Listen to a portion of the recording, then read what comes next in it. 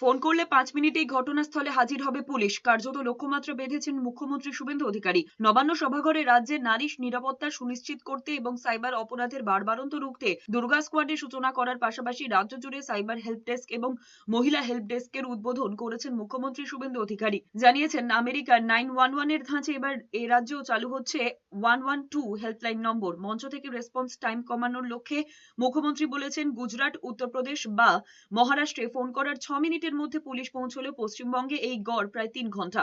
আগামী 1 বছরের মধ্যে সেই সময়সীমা 5 মিনিটে নামিয়ে আনার লক্ষ্যমাত্রা বেঁধে দিয়েছেন মুখ্যমন্ত্রী শুভেন্দু অধিকারী। সেপ্টেম্বর মাসেই প্রশিক্ষণপ্রাপ্ত রাজ্যে পুলিশের 12,000 এবং কলকাতা পুলিশের 4,000, মোট 16,000 পুলিশকে কাজে নামানো হচ্ছে। আগামী বাজেটে 112 পরিষেবার জন্য গাড়ির সংখ্যা আরো বাড়ানোর কথা বলেছেন।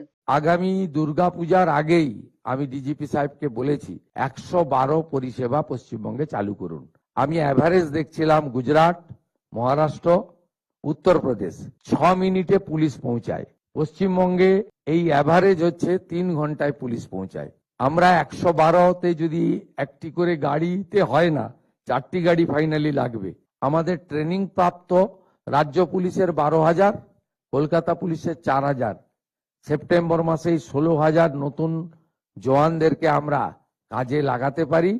তার সঙ্গে 112, আমার মনে হয় সময়ের স্প্যানটা আরো কমবে এবং আগামী বাজেটে আমরা আরো 2টি করে গাড়ি দেওয়ার ব্যবস্থা করব, যাতে আগামী 1 বছরের মধ্যে অন্য রাজ্য যদি 6 মিনিটে পৌঁছায়, আমরা 5 মিনিটে পৌঁছাতে পারবো।